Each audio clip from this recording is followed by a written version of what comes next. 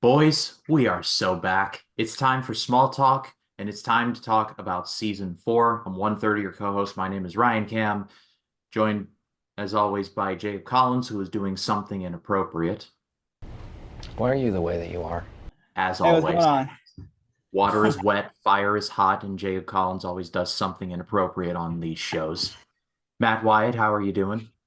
Yeah, you already know Jake likes to do something crazy and inappropriate things. But yeah, I'm excited to get into the first episode of Crusade. The other two episodes I liked, the third one, my least favorite. But you know what? I'm excited to get into season four finally. I'm super excited. Especially we finally get Lois Lane. Yeah, Lois Lane is now here. She's finally Really? here. You all have been hyping this season to the nines, and so far it has not disappointed. So, without any Woo! further ado, let's So get excited. into it. This is season four, episode one, called Crusade.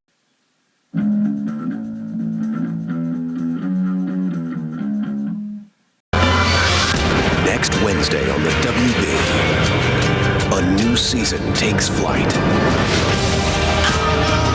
Reunited by fate Something happened, didn't it? Do you believe in destiny? in a place where life will never be the same. Who are you? Lois Lane. Smallville season premiere next week on the WB Wednesday. 3 months later, Lois Lane, the second cousin of Chloe Sullivan, arrives in Smallville trying to find the missing Clark Kent to help her find Chloe's murderer. After being struck by a mysterious ray, she loses control of her car and finds Clark naked with amnesia in a cornfield, as you do. She brings him to Smallville Medical Center, where Martha is with Jonathan Kent, who has been in an irreversible coma. Martha brings Clark to the farm, expecting him to retrieve his memory. However, Clark is completely dehumanized after being taken over by Kal-El, whose mission is to find 3 Kryptonian crystals to assemble into one. No, and not the mother boxes. That's in a very bad movie, And not but and not the Infinity Stones. exactly. Meanwhile, in Paris, Lana Lang has an American boyfriend, a young man named Jason Teague, and is having a good time with him. She sure is. Until things take a turn when she gets hit with a mysterious force containing the spirit of a long-dead witch and gets a lower back tattoo, but we'll cross that bridge in a minute. Tramp stamp. Else Put that Elsewhere, in my notes too. I put that in the tramp stamp in my notes. Like may tramp I stamp. finish? Elsewhere, Lex is struggling to recover from being poisoned as he travels to bring an ancient object retrieved from an excavation in Egypt, in which Clark is also after and uses his flying abilities to steal the crystal in midair. Also, Lois visits the imprisoned Lionel to talk with him about Chloe, while Martha has a meeting with an associate of Virgil Swan's named Bridget Crosby, who gives her a new type of kryptonite to combat Clark/Kal-El. So yeah, there's a lot to unpack, but the biggest headline coming out of this episode is that we have the debut of, in the words of Stewie Griffin, Lewis! Lewis! Lewis! Lewis! Lois Lane, played by Erica DeChance. And I really like her already. Or Durance, excuse me. I like her already. Like it's funny that this episode has Erica Durance, this version's Lois Lane, and Margot Kidder, who was Lois Lane in the Reeves movies. Again, this is like the passing of the torch. It actually felt like another passing of the torch of the legacy of actor who portrayed an iconic character. They All we never need now is impact- Gene Hackman up here. Dude, because that's always been Michael Rosenbaum's dream to meet Yeah. have him on the show. But we all know that Gene Hackman is not really a TV actor. Not to And he mention, he retired. pretty well retired by this point. I think he was Yeah. When did he retire as an I will actor? say, don't expect Gene Hackman to show up. Okay. Don't expect That would have been amazing, but sadly that never happened, it seems like. But again, Margot Kidder and Erica Durance never interact on screen, but it was nice to see both of them there, and it was a nice like connection between the two. We got Christopher Reeve and Tom Welling. Now it's like the two Lois Lanes are like And also cross- they shared, and this is like I believe that this is like the second time that Margot Kidder and Annatine O'Toole shared screen time together because they were both in Superman 3. Yeah, Aaron White, fan of the show, sent me a photo like, hey, they were in Superman 3 together. And I'm like, What a wow, reunion. word. Small world. But that would have But, been an awesome reunion if it was Christopher Reeve instead. That would have been interesting. That would have been very interesting But indeed. unfortunately, he was really sick by then. Yeah, because they originally were going to get Christopher Reeve a guest star on the show, but he got really sick that he had no condition to film any scenes in that show whatsoever. Like because his cancer had really come in by then. Yeah. You know, But this show opens up wild. Like it shows up, like Clark shows up from the Phantom Zone. He's stark naked in this cornfield. Like, and you I got love the that. stalk leave conveniently placed over his junk. He's been in the ass. sleep for 3 months, Clark Jr. having Jor-El reanimate him, strip his humanity, and have him embrace his Kal-El. He literally was walking around like the T-800. Had that like that was so Terminator. That was such a Terminator Who opening. are you? And she goes, Who "Don't are look at you? his junk. Don't look at his junk. Don't look at his junk." Like, look at his face. I'm looking at his face. Look at his face. Do you know who the stand-in for Clark was on the show? I don't know. I forgot. Property Brothers. What? Yes, they said the Property Brothers. Before they were Property Brothers. Really? Yes. Wow. They're like, do you know who did the stand-in for me for some of my nude scenes in the show? Like who? The Property Brothers. I'm like, what? Yes. I mean, if you were going to get people to do that, you might as well get those two. They were there. You might as well, like, all right, let's tear this whole thing down, build it back We up. gotta have a body build of the T-800 for stand-in. But so we'll get the Property Brothers. That's who we need. The Property Brothers. We'll get into more of the Terminator references, especially when we talk about Gone, because good lord, the villain in that is just the straight up T-1000, like the finger knives and all. Oh, we'll get into that episode. That's another Terminator ripoff they did. Weakness is pepper spray. Yeah. Amazing. I know we'll get into it soon, but he could take a hit with a shovel like it was nothing. But his eyes. We'll talk about how stupid that villain is. I can't wait to get into that episode. That's gonna be hysterical. But yeah, I will say. We must stay focused, brothers. We must. But stay on topic. I really liked how the opening felt like Indiana Jones. Like it felt very Indiana Jones-ish. Like how it feels like Belloc, and he's just he's searching for an artifact. He's going on a journey to find an artifact with one of the stones. But also, it was originally supposed to be that opening until they shift it because they want to have the introduction of Lois Lane in the show. Yeah, that's the supposed to be. I'm glad. It would have made no sense, but imagine if like Lionel showed up being like, Lex, just when you think something is yours, it immediately becomes mine. Like a Raiders of the Lost Ark. Like, and this is kill him. And then Lex is running, and you're like, start the engines! Start the engines! Oh my God! Now I want to see that now. Just like, oh my God, Ryan, do that. Put Michael Rosenbaum's image over Harrison Ford's of him running away. Again, we see there is nothing you can possess which I cannot take away. And you too bad the Jovitos don't know you the way I do, Belloc.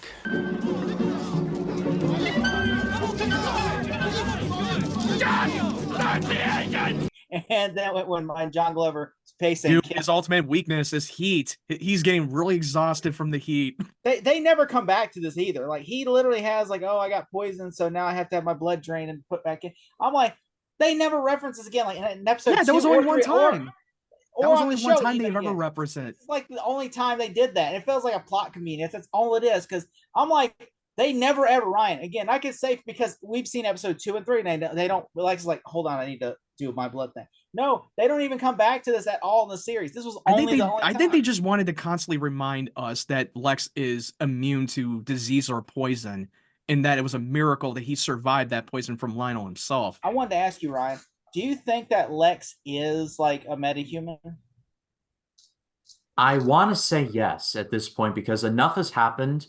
Like he survived car accidents, he's been poisoned twice, and he has walked that off pretty much. So if he's not a metahuman of some kind, that it will surprise the hell out of me. He also survived a plane crash that stranded him on an island for 3 months. The plane hit the water at with full no speed. Clark involved. That we mentioned that back in season 3. Like, yeah, he technically is meteor infected. He should be brain dead because his father gave him enough electricity to get fried. But also, exactly, electric shock therapy. No one would be able to go through that. They would have turned him into vegetable. Clark flies in this episode, which I thought was very neat. Like he does the thing where it's like Clark Kent is dead, and then he's like build up. He pushes Martha out of the way as he's in slow-mo going into the sonic boom as he's taking off flight. Which when I saw that in the promo, turns I and does that lost look my that- mind. I was like, oh my He's God, like, they're actually gonna have him fly in the show? Holy shit. What was were you giving goosebumps, Ryan, when you saw him go, like, when he just did this, like, and just went up in the air? Where you're like, oh, he's gonna fly. Yeah, it legit took me aback because I thought it was the coolest thing. Like I could bitch about the effects, but it was '04. Dude, the So effects like, looked, I thought the effects looked great, even on That effect television. was so good in that show. They use that now for the season. How it just says when it says developed by Alfred Gruff and Miles Miller. It literally, they only use that of him just going towards the earth. And by the way, how did you like the new opening credits? I liked them. It's fun to like recognize, be like, oh, that's Asylum. Oh, that's this. That's this. My one thing is that there's this like one scene in the credits where it's like this Smallville like pep rally. It's in like the middle of town, and I'm just like, what episode is that from? It pilot. feels like Yeah, that was in the like, pilot it was in the pilot of the meteor shower when they were doing the pepperality. Then the meteor started to come in the pilot episode at the beginning of the prologue. Yeah, when they get in the car Okay. before the meteor shower. Yeah, when Martha and Jonathan were want a getting into the kid. car during the Smallville pepperality, during like when the Smallville won their won their game or something. Yeah. Okay, yeah, it's been a minute, so I clearly missed Oh, and that. Ryan, I hope you like this because this is the last time they used this font, the white font on Smallville. Oh yeah, this is going to be. This is literally the opening last credits up. They changed the opening credits. By the time you get to season 5.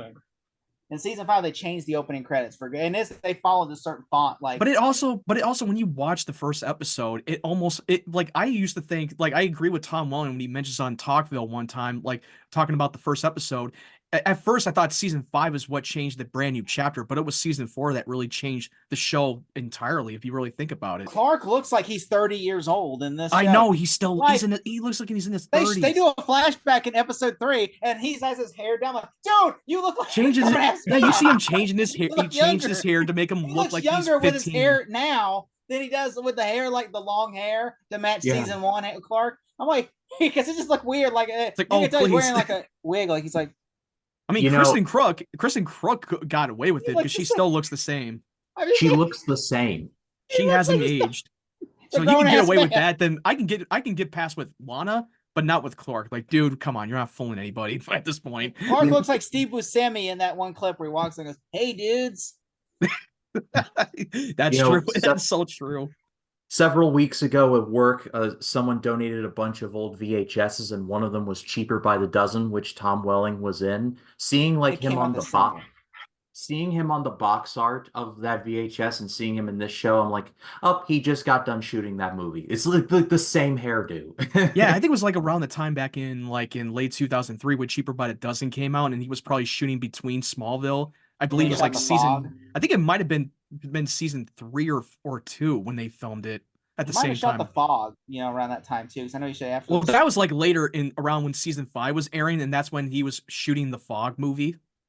Which I want to say this. I will say that, yeah, like Tom Welling does look older. I will say I do like his hairstyle this season. He does. I like how he looks like he kind of brought back the same hairstyle from almost like a mullet in a way. Did you notice that it's literally like brought back the hairstyle from season 3 premiere, and he's wearing the same shirt when he was on Red Kryptonite. They brought that back when Martha was giving him his clothes, which is kind of odd that you chose that shirt and not like flannel that he usually wears on a daily basis. I was like, I was liking this Clark look. And by the way, they used that in several promos for this season of him like doing this, like Smallville returns. Or him going like returns. By the way, if you watch the promo I sent you for season 4 for the WB promos, the pickup promos with them walking around and saying the Smallville logos. Yeah. They're all wearing black outfits, and then they're like, Lana's looking sexy like this, going, ooh, and Lex is just walking like sexy, like he's walking all blue steel, like yeah. And then like Lois is like looking sexy, wearing like that black, push up outfit. That's always been like the old school like promo for every WB show. I've seen the old video promos from other shows. They literally do the same. What was the promo? Looks sexy. This section looks sexy on this section. This season has to be sexy. Everyone's of age, and our adults are teenagers. Our watchers are teenagers. Let them have boners. Everyone, come on, make it sexy. They had to spice up they had to spice up the ratings, dude. They had to spice up the ratings, making these young characters look sexy. Mark's like naked a model. Episode 2 and even Lana was naked. Sequence. Even like later in the first episode, Lana's obviously woke up with an amnesia and she's all in and half naked in bed. Speaking of Lana, let's get into her stuff. Like she's in Paris, she meets Jensen Ankles. His name is Jason. I have a running theory that this dude is Oliver Queen. I'm sure you all know, but you can't tell I me. can neither confirm nor deny. I can neither confirm nor deny details of any such operation without the Secretary's approval. This dude is Oliver Queen. Like that, I've been thinking about this for the past couple If you really days. want to know, Ryan, I'll tell you right now. He is a guy named Sam Winchester or Dean Winchester, and he hunts demons for a living. And after That's this season, he Supernatural. proposed to I've go never hunt seen demons. Supernatural, but I know that the Winchester brothers are from Supernatural. So I always like to think that he got into a car and drove off at the end, go hunt demons. If he drove in an Impala, if he drove that Impala in that show, that would have been so fucking awesome. By the But way, you know they what? shot But like this was 5 before. minutes down the road from each other. They literally shot 5 minutes down the road. Like Tom Welling even said in one episode, there is a blooper somewhere of him because he was walking, like he was off the day of shooting Smallville, and they were shooting, and like because they allowed him to drive the car in Supernatural. So they said they were driving the car. They're supposed to drive the car down the road and come back, and so they drove the car past their point because they were just dicking around with the crew. And then they saw, is that Tom Welling? And then Tom Welling's like, yeah, I'm just walking over. I was gonna walk over to Supernatural and steal some coffee. And then he goes, hey, we'll get in. And then he says, all right. And they get in the car, and then he drives off, and they're like, all right, there they come back. Here they come back. And then they pull up, and all of a sudden, it's supposed to be Sam and Dean get out of the car. Sam gets out of the car, Dean gets out of the car, and then the third person gets out of the car. Like, wait a minute. Who is that? Is that Tom Welling? What the hell's he doing? What the hell? Well, after small talk and after bad talk, the next one has to be natural talk. Yeah, dude. Or supernatural or super talk. No. Bad natural. But I'm just gonna say that was really funny though, and also, you know what's funny? Funny about Jensen Ackles. Guess who he was up for? Guess who? If Tom Welling had said no, who he would have played? Lex. What? No, it's not Lex. It's the lead, Superman himself, Clark. Yeah, but I mean, a lot of he was second choice. He would have got the call if Tom Welling had said no. Yeah, if he said no, he would have gotten the call because he was their second choice. I mean, a lot of these actors that we know from the WB show were up for the role for Clark Kent. Even Jared Padalecki was up for that role too. He was auditioning for Clark. And talk about like a timeline altering decision, right? He said it was best decision. He said he was so glad he didn't get the Smallville because he says he would have been literally not being able to do Supernatural because he said because this was like when they were shooting season 3, like this was like before the Supernatural was born, a year before. Yeah. Oh wow, well good for him. But Lana's in Paris. She does the sketch thing from The Last Crusade. Like the shield is the second marker, and she does that scene. Oh God, I did not think about that. Why did it go over my head? I forgot that that's what she was doing. That was kind of like taken from Last Crusade. The woman on the grave looked like Wonder Woman to me. Yeah, he definitely like made it like sort of like a Wonder Woman reference or Xena or whatever, warrior princess. But anyway, Lana gets possessed and she wakes up with a big old tramp stamp like 24 hours or so later. Looks like she had it. Been on a hangover bender. Yeah, she was probably in the Hangover 4. She wakes up missing a tooth and a tattoo on her face, and she can't find Jensen. And she's Mike Tyson's there randomly. And there's a tiger in her bathroom, and there's an Asian man laying there naked for some reason. Locked in the trunk. It's like, I'm just saying, like, how did she literally touch that and then a tattoo appears on her? Like, how stupid is that? Honestly, was watching it going, does that make logically sense? Wouldn't it have made sense if she was like, if she got the tattoo herself or something and she said, just call to me? Like, if that symbol called to her and she just kind of could not get out of her head. And then, like, you know what, babe, let's go to a tattoo shop and get you a tattoo. And he goes, maybe if you get it, it'll feel symbolic to you. And I want to say more about that whole plot device thing that's going to be playing later, but I can't reveal it too much. I want to try to make sense out of it, but I can't because that's getting way too ahead. That's something that will be revealed. Also, I hated the whole Paris subplot. I hated it, all of it. As soon as it was happening, I was thinking to myself, I know what's going to happen this season. Lana's going to go back to Smallville. Jensen Ackles is going to follow her. And then it's, let's get ready to love triangle between Let's get ready to triangle. It's literally like, all of it is like, well, I'm not going to, we'll talk about it next episode, but like, the love triangle between Clark, Lex, and freaking Jensen Ackles. I'm just like, dude, do we really need this fucking love triangle going on? I mean, it's already bad enough between Lex and Clark and Lana. Now we got Lex, Clark, and Jensen Ackles with Lana. I'm like, what the fuck? That's like a okay, writers, whatever the writers, quadruple. come on. It's a love square. It's a love square. That's the one. I want love Lana. Square. I want Lana. She's like, guys, I love on. Lana. Like, dude, what the hell? Like, I mentioned this before. She is literally the Helen of Troy. Every guy's fighting over her.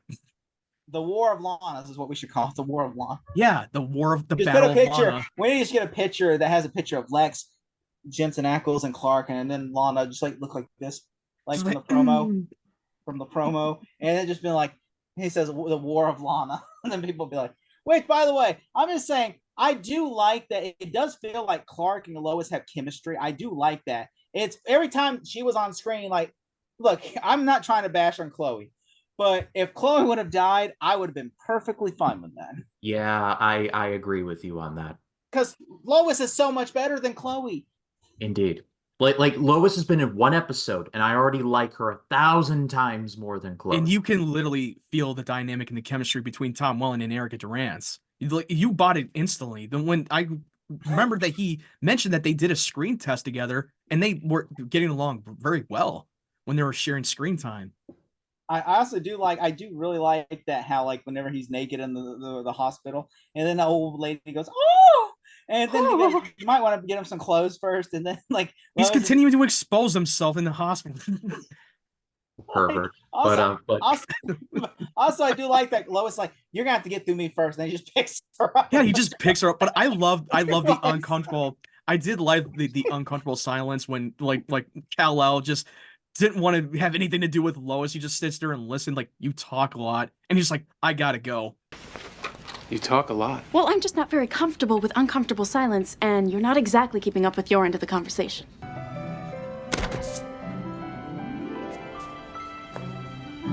So you're not holding up your end of the conversation is what made me laugh. You're not holding up your end of the conversation. Like, she will not stop talking. She will keep on going on, and that's just the funny part. Didn't it remind you of the Superman, the movie scene where Lois is smoking? I thought Clark was going to X-ray her. Right. Say, I thought Clark was going to X-ray her and go like, your lungs look perfectly fine. Yeah, but that was like, that was a callback to the original Superman because she was smoking at the time. And well, not yet, thank goodness. This show has so many callbacks. Like when Martha brings him to the fortress and it's like, this is your fortress of solitude. And then on top of that, they're like, it's a bird, it's a plane. Oh yeah, when Lex's jet pilot said like, is this a bird? A plane? What is it? A bird? A plane? I kind of wish that he would have just said, is this a bird, but not say a plane, because that would be a little too on the nose for hardcore Superman fans. Also, when Clark is flying, I don't know if y'all caught this, but when Clark is flying, like whenever, like he's circling the earth, and then he shoots down into like Lex's location. Like when what I'm talking about, when you see him around the Earth's orbit, and then he goes like this. They play a little symphony of the Superman theme. Yeah, they do. Yeah. And I'm just like, why don't you just say this is called Super? Because I mean, this was so like they should have called it Super instead of Crusade. But I think that because the storyline, what Jarrell has set out for him when he rebirthed him and took away his humanity as Kal-El, he set him out on Crusade for a reason that plays a big part in the season with the stone, that artifact that Lex took from in the desert. But also, to close out the episode, what about Lionel and Lex scene? Did y'all like that scene, the Lionel and Lex scene? Oh yeah, that was so good. Oh yeah, that was good. You all probably have never seen this movie, so the reference is going to go way over your heads. But there's this older movie called Papillon. It stars Steve McQueen and Dustin Hoffman. Lionel Luthor looks like Dustin Hoffman from the movie Papillon with the shaved head and the glasses. He looks like Dustin Hoffman from that movie. I'll put a picture in post in the lower third, but he looks like so much like that to me. I was like, well, if he escapes in the next couple of days, he probably was watching Papillon. I like the whole dynamic where Lex is even scared when he had to sniff his wine to make sure, like, now he's kind of scared because like what if he poisoned this? And I kind of like that Lionel's threatening him again, saying like, he goes, you better watch your back, kind of thing, like, Yeah, he was literally telling him like, yeah, I gave you the trials to all teachers I have taught you to survive, and it made you stronger. But now that's going to be different. It could happen at any moment whenever you make friends, like, or when you sniff your drink. Episode, what Lex is what Lex, but I just say I do like that. I do think that really is like, I like how Lex feels vulnerable because it's like, this is my father, and my father might actually try to kill me again. What kind of a monster do you think I am? I lay there Blowing for up 10 houses, minutes poisoning before brandy. the paramedics came, Dad. 10 minutes. Because he tries to kill him, poisoned him. I'm like, it's crazy. On top of that, I do like that when the whole airplane sequence though, when Clark crashes in there and grabs that crystal, and Lex, he's using the Lex force. is looking through that He's hole. literally using the force. I thought that was so cool. I really thought that was really cool. And how he just grabs that crystal and Lex looks. I wish Lex would have saw Clark. Like Lex, dude, I almost thought that he caught him for a brief moment. I did too. The way that they shot that, and you're seeing the dramatic, like through the hole of that door that he's staring at, and like, oh my god, did he really see Clark like speed off the plane? But then you later find out that no, he didn't catch him. He saw a blur. Yeah, and then Lex thinks Lionel did. And then Lex is obsessed with the freaking airplane now. And now he's got a whole how he had the bridge sequence now, and now he has a whole airplane sequence watching. That's a lot of big parallel that going around. Like this is like the pilot all over again. But also, yeah, the stone is going to be playing a big part of the season without giving away too much, because we see Clark as Kal-El going into that cave and putting the stone in behind the cave wall. And now he's in the black kryptonite sequences that Martha used on him, splitting the Kryptonian side, the darker side of Clark. Oh god, that sequence was so good. I did not like that when Clark fought himself. I thought that was stupid. I don't know. I kind of disagree. Like I'm just like, all right, like, a bit different if they were both physically fighting, like at in the cave by themselves. Right. But instead, it's just like they're both attached to each other, going, come here, Clark. It'd be like I thought that ending was kind of gas. I kind of loved it, to be honest. I thought it was. I was like, no. Also, then we see the Kryptonian symbol on his chest, the Kryptonian side of Clark. I was like, oh my god, I'll blow a call back to the third one. Black kryptonite. It's like there's like now there's red kryptonite, there's green kryptonite. Now there's black kryptonite. What are they gonna have next? Purple kryptonite, gold kryptonite. Oh, there's the whole kryptonite color spectrum. Yeah, there's a lot of color spectrum, especially in comics. The comics, but I just think like, oh, now they're introducing another kryptonite. I'm just like, come on. I guess that by the time you introduce like red kryptonite, that opens the door for more multiple rainbow color of kryptonite. That rainbow kryptonite. It has every flavor of every color. It has taste of rainbow. Clark hits it, and all of a sudden he's an evil split. He splits in this half, and he's an evil bastard. Yeah, the light side and the dark side, like splitting the side of them. I will say I do like maybe one more thing before we wrap up. I did think that Lois walking right into the kitchen, then making herself a cup of coffee, making herself at home, and Martha's like, "What are you doing?" Just like she just walks right in there like she owned the place. Like, what the hell? Make yourself at home. I guess. Met you yesterday. You're already in my kitchen making you a cup of coffee. Is that a cup of coffee? I'm gonna make myself one. But yeah, I thought that was pretty funny. Yeah, and also at the end of the episode where Clark meets up with Lois at Chloe's grave, he just sees the X-ray vision through Chloe's casket. How do you know that, though? He's like, Chloe's still alive. How do you know that? Like, just for a brief moment, you thought she was already dead, but suddenly you want to tell me, oh, Chloe's still alive, with no explanation. Like, how the hell did you know? I would have said, why don't we dig? Why don't we dig and make sure? Okay, because I'm like, Clark knows. I'm like, all right, Chloe's alive. How do you know? God, they really want to make that dramatic suspense right there. And the cliffhanger, leave you on the cliffhanger to the next episode. Yeah, but I love this episode. I think it's the best season premiere of the 4 so far. Jacob, what say you 1 to 10? I'm gonna give it a 9 out of 10. All right, Matt, what about you? Yeah, it's definitely a 9. This was a strong start of the season. A great way to strong start than others. I'm gonna go 9.5. I loved this episode so much. It was very good to me. It was like there was not a dull moment in there. I was invested mostly in everything, but everything kept me interested. I was like, all right, I love everything that's been going down so far, and it just was like the perfect appetizer for this season going forward. But let's move on now. Season 4, episode 2, called Gone.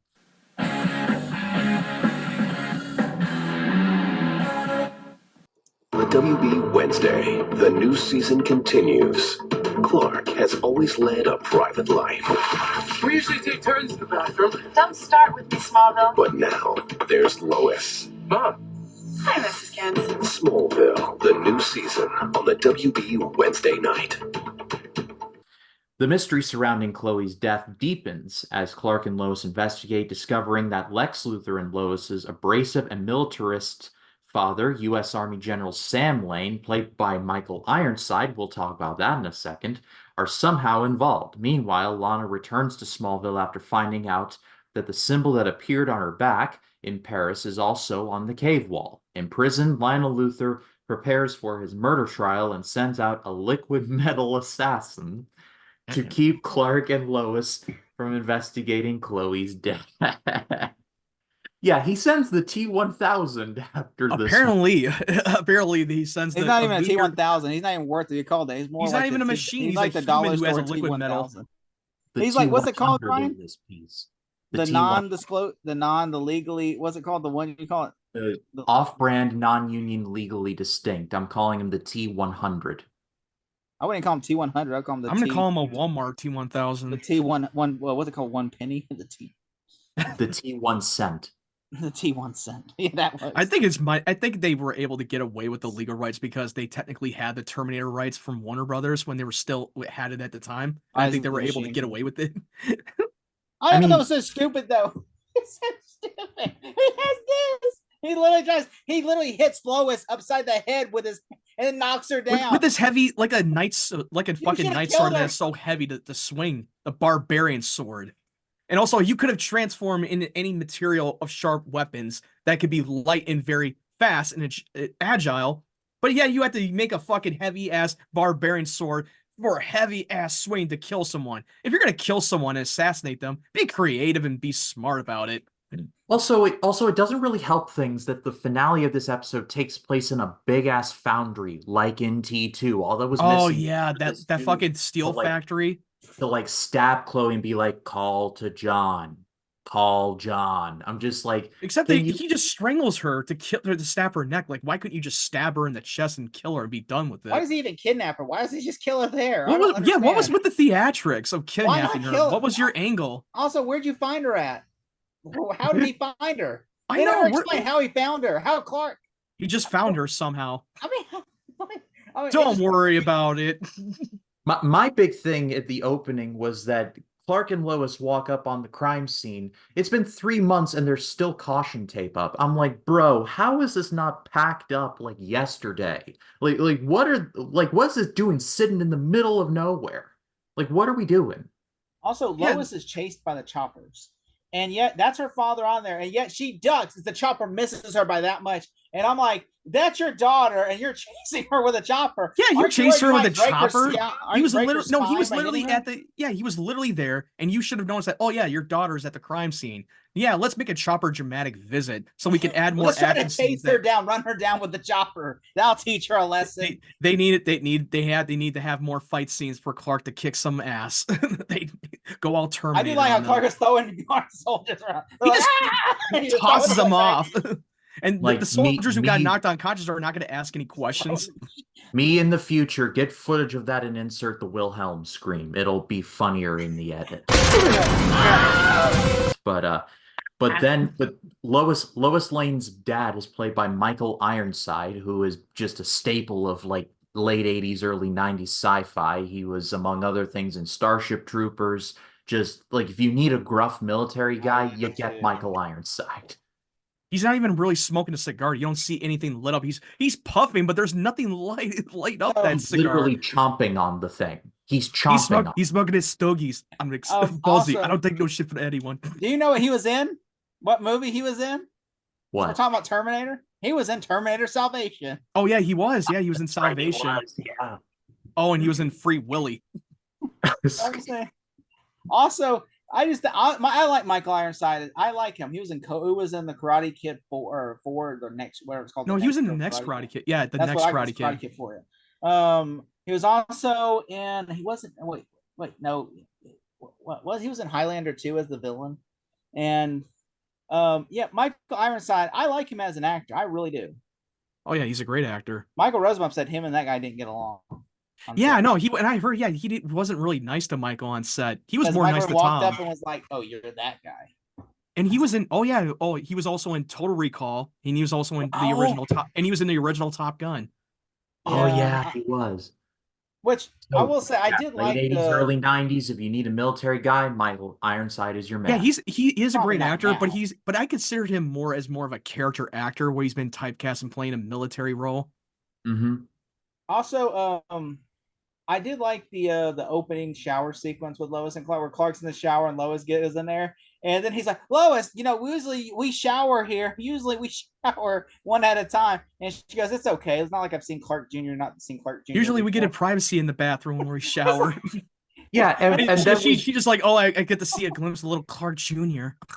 And then we get another scene where Martha and or Jonathan discover like Clark having a Inappropriate sexy time with a random girl, and there's another scene where it's like In an it's not awkward what it awkward looks like. moment. And I also he should have swear, just said not. it's not what it looks like.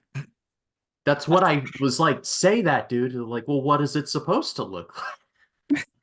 I was Hey, you have a hot showering and girl in the Lois came shower in with and you. just peeped on me because she's a pervert because she wanted to see round 2 of it. I mean, Yeah, just like, come on, deep down she's been wanting to see that again when she catches him in the shower at the right time. which I will say that was really funny though. That was kind of really funny. Yeah, I love that scene. That was actually funny. I also liked all the Lois and Clark scenes in this episode are great. Everything with Lois and Clark are really great. I will say she's my favorite Lois Lane because like I think she is awesome. She kicks ass. She's not afraid like that literally. I hope when James Gunn is making Superman Legacy, Oh yeah. that he looks at this Lois Lane as like we should bring her. Not like, not the actress, but like that character. Something that can bring the essence of who That Lois is. Like the characterization. hard ass, like very confident, very smart ass, but very sassy type of thing and very Yeah. feisty, which that's what Rachel Brosnahan described her as Lois before they start going to the shooting for Superman Legacy, which, yeah, I do believe that James Gunn is going to stay faithful to the character. And also Lex, because he mentioned that Michael Rosenbaum is the best Lex. Yeah. So when he cast as Nicholas Hoult as Lex, I have no doubt that he's going to have that idea of what Michael Rosenbaum had portrayed in his performance in the show. Now mentioning Lex, literally in this episode, Lionel is literally getting ready thinking, I'm going to walk. He's very confident that Chloe is not going to be in front of the trial against Lionel. He was very confident. I do like that Lex does something so evil that we're like, oh my God, you are your father's son. Because he has to have him killed. Yeah, like gets into the shower, just like Lex Luthor sends his regards. Like in the shower, that's cold. Well, we don't really hear the guy who stabbed him like in the shower say anything. The music was playing over. Yeah, that really curious me. Like, who was the one that responsible for doing that? Yeah, you might be right. I didn't think it was Lex who did it, but yeah, it would make a lot of sense. But also, why would you stab him once? If you want to kill Lionel, stab him multiple times. Which, I mean, it kind of basically implies, it doesn't say right out that Lex did it, but it implies that Lex was the one responsible for it. Or maybe he just wanted to just stab him and just get the message out that I'm not to be messed with. I do like that Lionel tells him at the end, he goes, don't wound what you can't kill. Oh yeah, now you're probably right. That was probably Lex responsible for paying the inmate to have him get stabbed in the Lex shower. makes that face like, oh, he knows this. I'm like, who else would have Lionel stabbed? No one else. I mean, there's a lot of people. I mean, no, it makes a lot of sense, but it's kind of odd that they wanted to show that in the network television. It was a little bit R-rated graphic right there. I mean, if you literally take the stabbing sequence out, it looks like something entirely different. Right. If you were to take the knife shanking out, from something else, it looks like something out of Oz you would see. Which so sorry, I'm sorry. I'm sorry. Just laughing at that joke. I just made the Oz reference. If you've seen Oz, you know what I'm talking about. Oh man, no, I haven't seen it. Oh man, I've been wanting to. It's a really fucked up show about men in prison. It's really. I'm sure some people have seen Oz. Probably like, oh, Aaron White's like, here's a reference from The Office from the shower. Don't drop the soap. Don't drop the soap. Oh, that to me it looks like not only did Lionel drop the soap, he said that guy literally got Lionel by the scrotum. That's what it looks. But I'm just saying. Yeah, if you would have cut that stabbing part out where he was stabbing, it would almost look like Lionel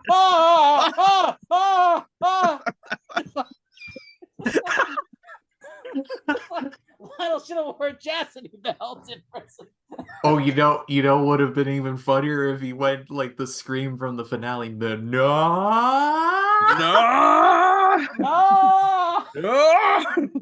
no.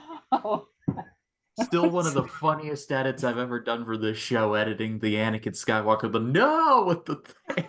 I love that so But also, I do like that. I also do like I do like that. Let you know. Also, Lionel hiring somebody. You find out in this episode, Lionel fires somebody to kill Chloe, and they kill all like Alexa's security team and everything. Now, the only thing I did not like, I will say, this guy was a terrible fucking villain. He's a terrible assassin ever. That was the sloppiest kill I have ever seen. Lana, and then no, he tries to kill Lois, and then Lana goes up there and basically goes, ah. Yeah, because like I mentioned, like he hit him in the head with a shovel, and then nothing happened. But his big weakness is mace, getting mace in the eye. He's like, ah, and he just fucking runs off out of thin air. Again, how fast is he? Like, how you have to run fast either. Like he just runs away like this. Like you have me in the future. Me in the future. Insert the scary movie clip. Just like this is a terrible villain. No, he's like the Ghostface from Scary Movie 1. He just runs like this. Just like he tries to kill. He hits her upside the head, knocks her out, but then doesn't kill her because it's like it's a freaking metal rod. You could have cut her in half with that, but instead, I guess it's not sharp enough. He's like, I'm not the T-1000. I can't just cut people in half. Or you could have just done the creative way, just like use your materialize out of a blade as you're stabbing them, style saying, like T2 style.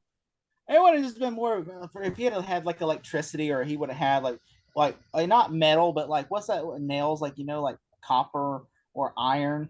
Like it would have made more sense if you had iron or something, like an iron hand or something like that. Yeah. Instead, it just made no sense. Just okay, you're the T-1000. You're the T1 cent. The T1. Like, can you be that obvious that like if you haven't seen T2, then you wouldn't get the then you wouldn't get that was a rep off from that. But also, yeah, Clark literally killed him with his heat vision. Clark kills this man. He literally kills him. He literally straight up murders him. Kill count, okay? And Lois has like her her phaser, like her shotgun. Electric shotgun, whatever, like fucking gun, electric gun. Such the T-1000 death. I was half expecting Clark to be like, I need a vacation. I need a vacation. Also, by the way, how was General Lane able to sneak up in the barn? Like, have you noticed the helicopters went off? The helicopter went off, and then Clark, was like, we had to go, and all of a sudden General Lane walks up, and I'm like, did he get out of the helicopter a mile away and walk? And then how did he get there so fast? Anyway, but also, why would you come in a chopper to go and visit to see Lois on the farm? Making that dramatic entrance. I think that the writers wanted to do that just to make the villainous role. Like, oh my God, they're back. They've tracked them down. Oh, it's her fucking dad. Dun, dun, dun. Also, Lex's explanation makes no sense how he saved Chloe. Like, you saw the finale, Ryan. The second they shut that door, it blew up. There's no way. She had like a second. There's no way. There's no way that you would have got that logic. They made no sense because his team was able to search the house to see if there's any detonation in that bomb in that house, and they just escorted her to the underground tunnel. I was like, come on, that's a little bit of a cop out. But also, I think my guess is that the writers were planning on killing off Chloe at the end of season 3 to write her out of the show. But I guess they wanted to bring her back for some reason and keep continuing to play as a season regular. Yeah, I'm not a fan of that decision. But regardless, they kept her dead. It would have made more sense. Regardless, though, I still liked chunks of this episode. It's a steep dip in quality from Crusade, but I still thought there were good parts of it. But Jacob, what did you think? Or 1 to 10? Well, one more thing for you. I will say I do think that Lana's fling following her. That I know that in this show we're supposed to think that's romantic. But I'm like, dude, you followed me from Paris to Kansas. That's a little creepy, okay? Like some girls think that would be freaking creepy. That's like, stalking. I do this for you. Like you that's literally almost stalker level territory. I mean, like seriously. I mean, Ryan, if you literally a girl was like, hey, I gotta go back to Detroit. You go to Detroit and show up there and goes, I'll go to Detroit with you. She's not gonna think that's cool. She's gonna be like, Ryan, you're a fucking creep because like, yeah, you showed up unannounced. Like, it'd be different. Like, I mean, I thought that was like, okay, this is so bullshit television CW bullshit because like nobody in the right mind is gonna be like, oh, you sure? They're not gonna think that's romantic. Maybe in the show they'll get eaten up, and in real life they're like, oh God, he's a psycho stalker. Especially he knew where she was too. Oh yeah, a reference from Forgetting Sarah Marshall. How did you know where I am? I'm come here and murder you. I thought this episode was really good. It was a step down in quality compared to last. I would say so. I would say it's about an 8 out of 10. Yeah, All the right. number is the ratings are the same thing for me. It's an 8. It's an 8. Was bullshit. Yeah, the T-1000 assassin was so stupid. The Chloe thing, how she survived was a cop out. Even though I liked her character and I like to continue on with her character, but the way they've handled it was kind of didn't make any logical sense. But we had to like suspend our disbelief. I did like. And did you Ryan notice being that the bad in song first. from? Did you notice the song at the end of the episode, Maroon Will 5, "She Be Will Be Loved." Loved"? Yeah, early 2000 hits that the network wants to play. Their greatest This hits. this show gets my music taste so much, and I love it for it. But I'm going to go 7.5. The T1 Cent kind of killed it for me. He was just kind of a charisma vacuum, but the rest of the episode I thought was pretty solid. I think it's moving in the right direction as a whole. But let's close things out for this episode with season 4, episode 3, called Facade. Hi, this is Tom Welling. You're watching Smallville on the WB Wednesday night. Next Wednesday on Smallville, for the perfect body, So you have been checking me out. these girls have gone too far. A town's obsession with beauty Hana, what are you doing here? has seductive side effects. Smallville, Crypt Talk, next week on the WB Wednesday. Without the approval of his father, Clark kicks off senior year by trying out for the football team, who is now coached by Jason Teague. Former acne-ridden nerd Abigail Fine returns from summer looking beautiful after some kryptonite-powered plastic surgery. We got a freak of the week, folks. Be very afraid. That spells trouble for Lana and a former tormentor when Abigail discovers that the side effect makes people insane and delusional. They basically turn into Freddy Krueger when they look in a mirror. When Lois investigates... Basically, no, it's like Scarecrow from the. It's like Poison Ivy meets Scarecrow, basically. Yeah, that's it. Sort of, kinda, yeah. When Lois investigates Abigail's history, her ruthless plastic surgeon mother, Dr. Fine, decides to silence the curious but klutzy Lois by enforcing the surgery on Lois. Meanwhile, Martha accepts a job managing the Talon while Lois starts working for the school paper, The Torch, and gets just a little closer to Clark. So yeah, the writers of this show thought with all of these like plot lines going on, they were like, is our children learning? So back to high school we go. And this was my least favorite of the 3. Not a bad episode by any stretch, but we're back to like status quo, season 1, freak of the week stuff. And it felt like a bit of a step back. All right, so I have 3 things to say about this. One, this is basically because you know how I always say, you could tell the first 2 episodes were kind of the season wrap up. And this is episode 3 is where this is the start of the season. Because, like the last 2 episodes were kind of wrapping up the storylines from season 3. So now we're like, this is basically episode 1, essentially for the new storyline that's going forward. And I like that. I do like that.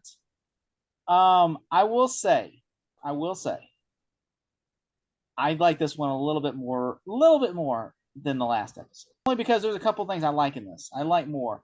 I will say, I think the villain is much better. Fake T-1000. That's mainly the reason why. Yeah, that's a fair point. That's fair. Because I'm not saying this is a great episode. I'm just saying. I mean, at least she had at least she had a little bit of an interesting backstory, even though it's not the strongest. It's something we could have done without. But yeah, that's why this episode is called Facade, because like Clark or like Abby, they both want to change their appearance differently and be treated differently. Same thing when Jason Teague brought it up with Clark in the locker room. That, hey, everybody wants to put on their leather and just walk the halls and be treated differently, but don't do this for anyone. Do it for yourself. I was like, wow, I'm not gonna lie, that was a pretty good quote from Jason Teague himself. Yeah, like I admire the message of this episode. I guess it felt like we were backtracking a little bit. Like I get the motives and like the messaging is sound. It just general things I just was not a fan. But also didn't Clark already got over the football phase at this point? Like in the first season, he wanted to try out for the football team, and now he's back at it again in senior year.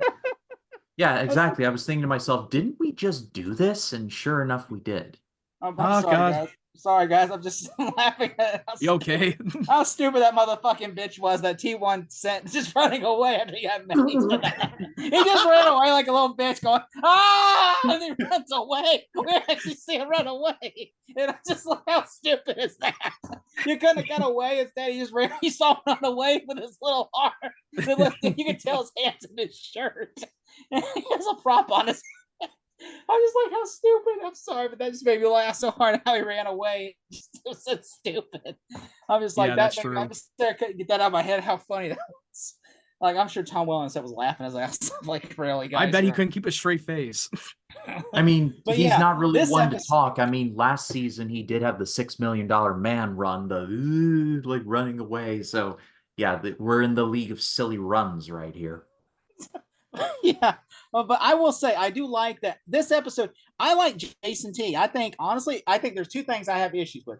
One, it's really creepy that he got a job at the high school of the girl he's dating. Yeah, that's the part Especially I since did she's a not student. like. Yeah, I That thought that was was off. ridiculous. Like, why would you do that? Like, why do you need to? You're asking to get fired and arrested. Like, I know, like that was such a television. Even though she's an bullshit adult, thing. you could still get arrested because she's a student. Yeah, because it's wrong. Yeah, because she's a student in high school and you're the assistant football coach. That would be wrong in so many ways. I don't care if you're an adult. That would not work. You If would I not was get Lon, away I'm with like, that. that's a bad idea. That is. I guess they needed more dramatic tension on this series. They add more conflict. I will say, I think he was great to Clark. I like how he treated Clark. Yeah, Like, he was I not thought the he was not the a asshole really type. Cool coach. Yeah, He didn't because try to come on to him strong. Like he was being like a good understanding, like listening to Clark, and even though he knows that like Clark and Lana dated one time, but he doesn't come off as a jealous boyfriend at first when they first cross paths. Yeah, because I don't know when's a better time to bring this up, but we get Eric Johnson back as Whitney in a flashback, and we all forget like what a dick Whitney was for like the first half of season 1, and then come to find How out horrible the wig looked on him. How horrible the wig looked. They said that he only had like an hour. They said they yeah, only he had him for mentioned an that in hour. season 2. They mentioned that in Talkville He said, "They only season had me for an 2. hour." When they were talking about the episode when we last see Whitney on the show, and it was the last appearance, and he came on as a guest and talked about his shot in season 4 for the flashback, that he was only there for a short time, and they only had like a quick scene that he had to do because he had to go and do other things. Yeah, like I got to catch my plane, guys. I got to go to LA. He goes, I can only be here for an hour, and so they actually went past, and he goes, guys, I'm gonna miss my flight, and so he said, can you talk to me? And they're like, yeah, and then they shot a scene real quick, and they left, and he was like hauling ass before like in 10 minutes later. Because here's a dead animal. Yeah, which I will say I did like that the prosthetics on Scabby Abby, because I liked that how she looked ugly and then how she became beautiful. I'm like, I actually believe this was an ugly person. I didn't believe it was just like the hot girl syndrome where it's like, oh, if you put glasses on them, they're ugly, and then when it was so typical. They made it. Oh fuck, dude. I know we're gonna be doing a watch party for another teen movie, but they brought that up in that taking the glasses off and you look sexy. Oh man, I can't wait to get into that one. As of this recording, going up on Fridays was the 1999 project on this channel where I review She's All That, and that has that syndrome big because Rachel Lee Cook is a beautiful actress. They throw glasses on her and be like, she's ugly now, I guess. So like, you fucking what, mate? Like, what are we? Rachel Lee Cook is beautiful. Like, they what do are we that doing? shit with so many like, oh, they're ugly because they have glasses. I'm like, in what world are they ugly because they have glasses? Like, oh my I wear god, glasses different and times. I don't think I'm ugly. Like, dog, like, what are we doing here? Yeah, you can still look ugly without the glasses. Exactly. I mean, there's pornos with people with glasses on. I mean, so yeah, that's that like really a different time now. We're now. It's not like you're like, oh god, their glasses. Take the glasses off. Like, oh god, oh, it's the glasses. It's like maybe that's why Clark doesn't want to look attractive. He's like, and they're like, oh, he's ugly. It's an ugly I'm guy. gonna put on the glasses, and you're not gonna know who I am. And that's like, I just think that's so stupid. Where it's like, you have glasses, so you're ugly. I'm like, but yeah, I will say they did it like prop. It wasn't like they just gave her glass. I like how they gave her like she had a pimple face. They had to give her full of acne, like ugly her up to make it believable that she got a like big transformation without just saying, "Oh yeah, take off your glasses and you look different." By the way, this was a steamy episode. A very steamy. I mean, we got a sexy shower scene. We had little in side boob too. I was like, side boob. Oh my god, there's side boob. I'm like, what? We kind of saw that another shower scene in the last episode, not the first episode with Lana, God like, damn, the I was fucking like- network wants to spice this shit up. That's why I said they gotta be. This is sexy the third season. shower scene. Third time we're seeing a shower scene. Man, this must have been like their water bill on this season must have been through the roof. Exactly. God, the writers have their cream in their pants because they want to have a sexy shower scene. Don't be a fucking pervert, Matt. Come on, be classy. Which I'll just mess with that. It's like Seth Rogen from Zack and Mary. Don't be a fucking pervert, dude. By the way, I did like that how Clark's been throwing the football high and everything, and I like that. I also like that Lois was getting a job at the Torch. I thought that was pretty cool, and Lois just hits that guy when the guy kisses the girl in the shower, and then she realizes because she's getting revenge on her bullies essentially. And she didn't intentionally do. She was so shocked. No, she was asking, "Is nothing happening to you?" And he was like, "No, it's something." And he goes, "I gotta go." And then when she saw the fight, because I at first I thought the same thing. I thought, okay, well, like, because I had it in my notes, I'm like, why would she go and make out with this dude that bullied her? It makes no sense. But then it's like she's doing that out of revenge, to get revenge on him because you made fun of me and made me want to kill myself. So now that I'm beautiful, I can kill you and I'm going to kiss you. And I honestly think, I mean, this is just I'm reaching for it, but I think she was intending to like kiss him and kill him. But then when she sees that it makes him like go nuts in her head and makes him think he's ugly, I think then she was like, oh well, then I guess that it works that way. No, she was just shocked. She had no idea. Goes to her mom, she goes to her mom like, what the hell is going on? Why did he react like that? She was just in shock. She had no intention to get revenge at first. Because I watched that episode, I was like, no, she was just surprised. Only to find out now she wants to continue that because her mom blackmailed her and said, if you don't do what I want, then you're going to go back to the same scabby Abby and be treated differently. What do you think? What do you think, Ryan? Do you think she was out for revenge, or do you think it's just the accident that happened?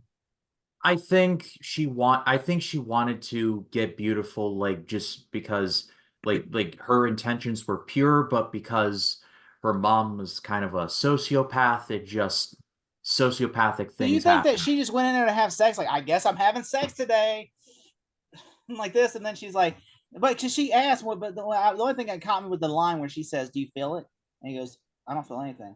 I don't remember her saying that. She didn't really say anything. She said, "Do you feel it?" No, I think you have a slight I think you have a little slight memory problem. Like, I don't remember her saying that. I'm gonna look that up. Are you sure? Like, when was the last time you did it? And he goes, when was the last time you watched the episode? I watched it like 10 minutes. You literally. Oh, come on! Like, I did not remember her saying "feel that." Guys, let's not fight. I'll find it in post and I will put it in there. Stop fighting. But if I'm right though. Will you agree with me? Then I would agree. If it's not in there, then I will agree with you. Okay, so we'll take that. No, that's fair. No, that's fair. Gentleman's agreement. But let's I will have a knife though, fight. Yeah. Which I also like that, you know, Lois and Clark investigating in the locker, how they walk into the locker room and investigate it. Like, yeah. Like, yeah, and all the guys were like, "Ooh!" She just walks into the men's locker room. I also like how like Lex like suspects something when Lex is in there and the coach, he automatically suspects there's something between them two. Oh yeah, he's not stupid. Like Clark's like gullible about it. Clark is gullible. I'm surprised. Yeah, well, it's Clark. He's always gullible because Lex is more like he can read people easily because he's seen the worst side of who guys are and when they're stalkers. But with Clark, I'm surprised that he didn't spot that because he wasn't as gullible as the next guy tried to get with Lana in the previous season. But now suddenly Clark sees the best in people. Clark does not see. Yeah, that's true. He does see the best Lex in people. Doesn't and see Lex, the best in that's people. the Lex opposite with Lex. Yeah, but that's like the opposite of Lex. Both to a fault. And how Lex sees people as, how does this benefit me? Like, he's got that from Lionel. Lionel sees how does this person benefit me? Lex is starting to see it that way too. Like, I will say, do you think that Lex is now to where you would trust him with your secret, Clark, with your secret, Ryan, or do you think no? No, not at this point. Do you think Lex is too far gone, or do you think, well, Lex is not? He's definitely on the road to becoming like the Lex that we all know. Like it's pretty much happening at this point. Yeah, I mean, because he had to after tried to have his after he father got killed. After he got Lionel He's trying in to have his prison, father his own father, now he's able to take in full control over Luthor Corp. Even when Clark mentioned it in the dinner table, now he's starting to see that the enemy that was right in front of me was Lex and not Lionel. Now he's trying to make his moves on Lana. He's like, that right there. Like now he's like, well, you know what, Clark, since you don't want her, I'm gonna take her now.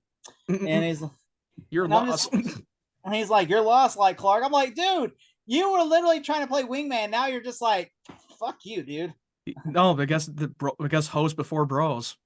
I mean, it's like don't you think that's kind of creepy though? Like both two grown ass men are trying to get with like an 18-year-old girl. Yeah, it's so odd. Come on, Well, dude. we've kicked that dead horse enough. Let's bring it to a close. Jacob, 1 to 10, what do you have? Okay, before we do this, I just want to say I did laugh so hard when Lois kicked the mom in the face, Abby's mom in the face, and she goes, "Bitch, Bitch. Bitch. Yeah, I could tell that dialogue was so ADR because I did not see her mouth move. I just thought that was so funny. That was so funny. Bitch. She was able to break free without Clark's help. Yeah. I did like the scene where they're at the end where Lois dunks Clark and they smile at each other, and you could tell that there's a little tiny bit of like during the outside of the rally where they were just throwing the football and the I guy was just so dumps the happy with that scene. They played the Were Avril you Lavigne happy? song too. I was happy until that Chloe looked at both of them and went, "Oh, not again." She's kind of like, oh, I can totally tell that there's a chemistry between the two of them. Like I could totally tell from that start. Even if they When I can't saw stand each Chloe, I was other. like, "Oh, go fuck yourself, showrunners." I'm like, "Come on." We literally were getting our passes now. And then when I saw Lois, I'm like, "Yeah." And then all of a sudden, Chloe goes, I'm just like, "Come on, really?" That's the only thing I hated about that. I'm like, "Come on, really?"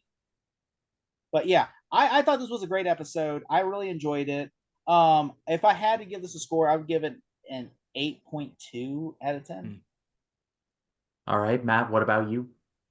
It's a decent episode. It's the weakest out of the three, but I still had some redeemable qualities, especially the screen time with Clark and Jonathan, talking about him being his own man. Now he's about to become a grown adult and he's about to go out in his own world.